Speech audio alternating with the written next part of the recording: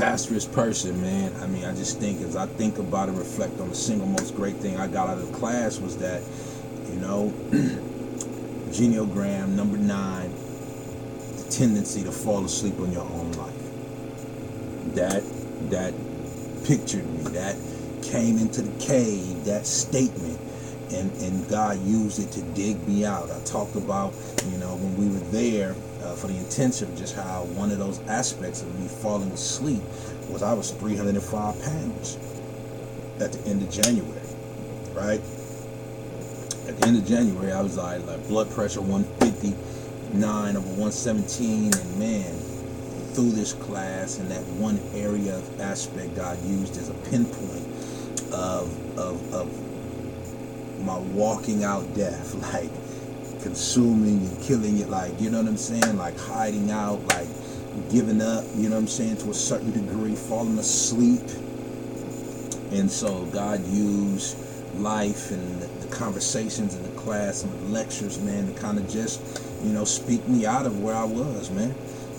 To bring me to this bigger picture of clarity and wholeness, man, that I might run into a new vision of God, to not just know great things about God, think great thoughts about God, but to really lean in on who I am in the midst of his inapproachable light.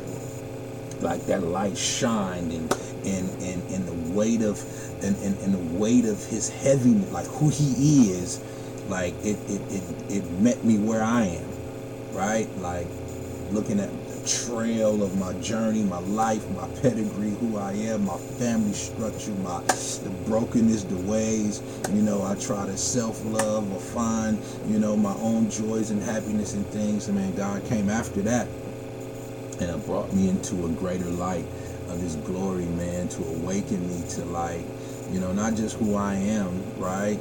I'm a sinner, gonna bust hell wide open if not for the grace of God, right? Well, you know, come into this place, because I think salvation is not just to be saved from hell or saved for heaven or saved to be good, you know, boys or girls, but really salvation is saved so that we might become sons and daughters fully submitted in surrender and dependence upon the God who loves us and gave everything. And so I think moving from this great information about God to us understanding the moment I'm in.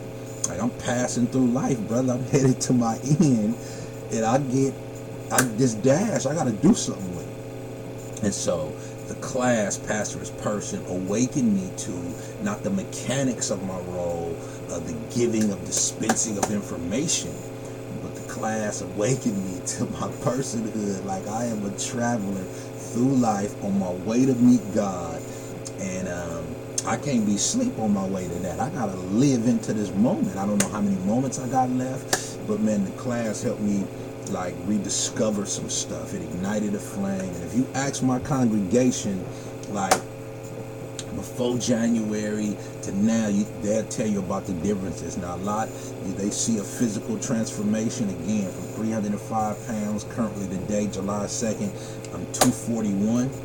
Right, so 60 something, like, and it's a lifestyle. It ain't like a diet. It's just, man, I'm on one right now, and it's the rediscovery, I think, that God even used part of this class to help me get to the awakening to who I am in God. So I'm done, Chuck. Thank you, brother, for getting at me on some real stuff during the class. Like, yeah, you know, busting me out on a couple things, man, and so in a gracious way, but you told me the truth, and so again, that helped me.